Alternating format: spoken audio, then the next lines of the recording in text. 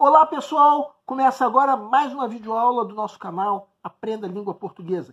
Em primeiro lugar, inscreva-se no nosso canal para não perder nenhuma das nossas próximas videoaulas.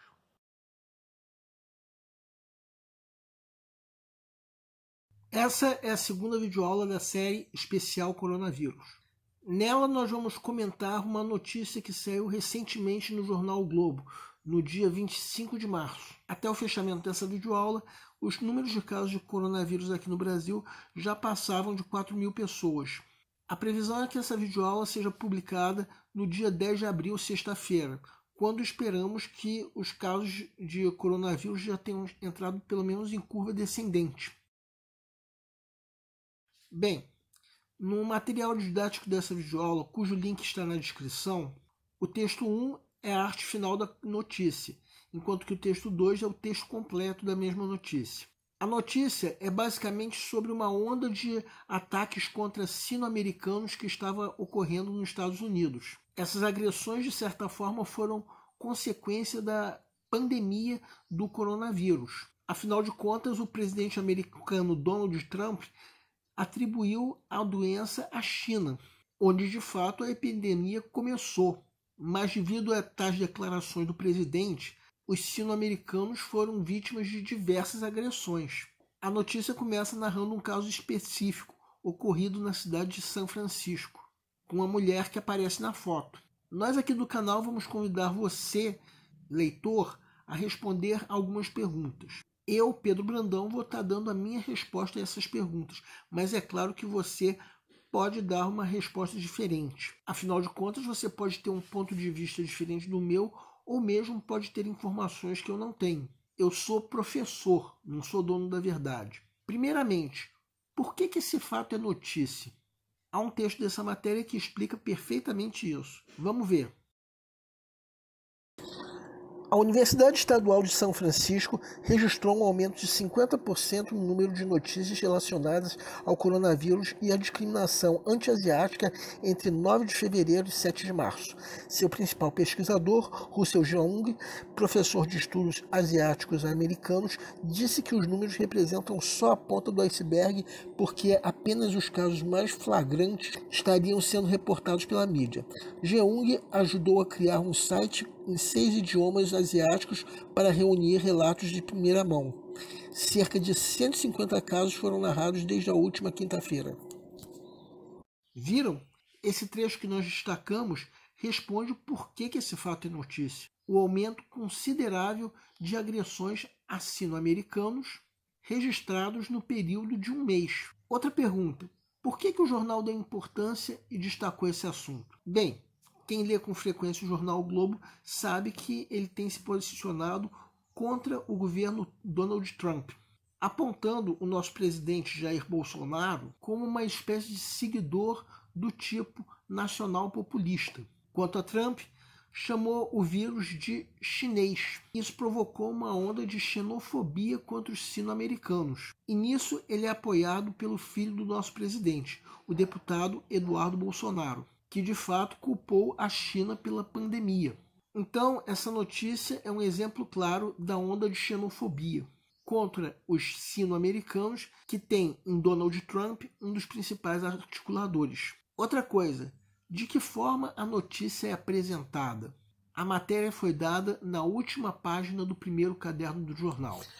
Além disso, temos uma foto de uma mulher, no caso, a sino-americana, cuja agressão sofrida foi assunto de abertura da matéria. Com isso, a matéria chama relativa atenção, em especial pela foto, a única foto colorida da página, bem como pela presença do adjetivo agredidos. Chamando tanta atenção, o fato ilustra o caráter xenofóbico do governo Trump, tendendo a comover pelas agressões contra os sino-americanos.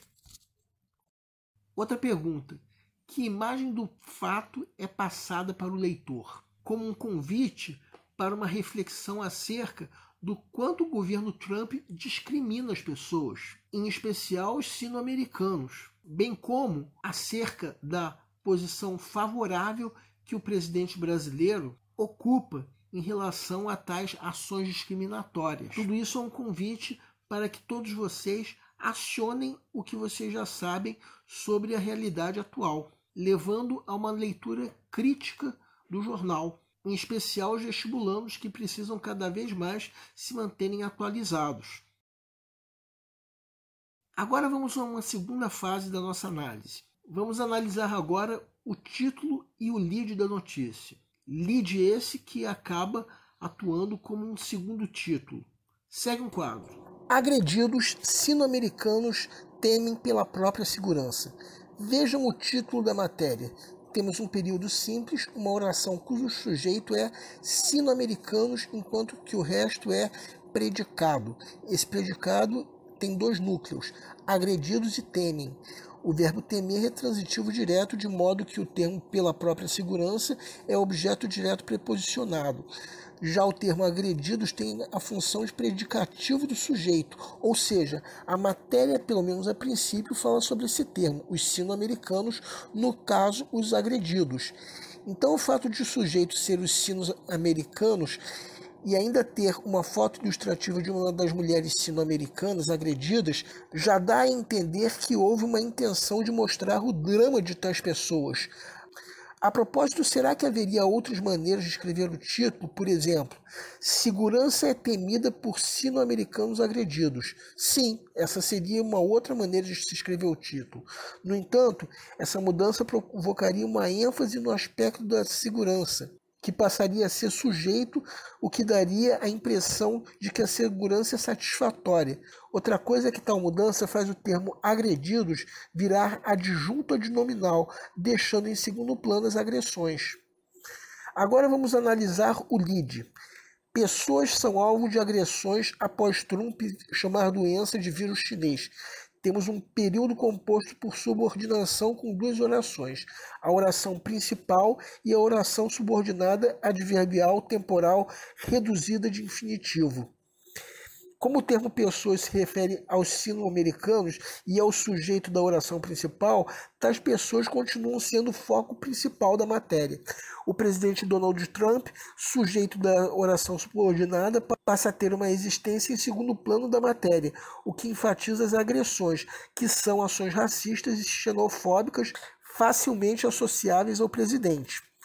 Vamos mais uma vez pensar em outras maneiras de se escrever o lead. Por exemplo, Trump chama a doença de vírus chinês e pessoas são alvo de agressões. Uma frase que quer dizer exatamente a mesma coisa. Porém, dessa maneira teríamos um período composto por coordenação, o que daria equivalência entre os sujeitos Trump e pessoas. Podemos supor que isso não era a intenção da matéria, que teve como principal foco os atos de agressão, em conjunto com o temor dos sino-americanos. A matéria teve a intenção de mostrar as consequências das afirmações de Trump, em parte para conscientizar sobre tais fatos, como provas do caráter racista e xenofóbico do governo.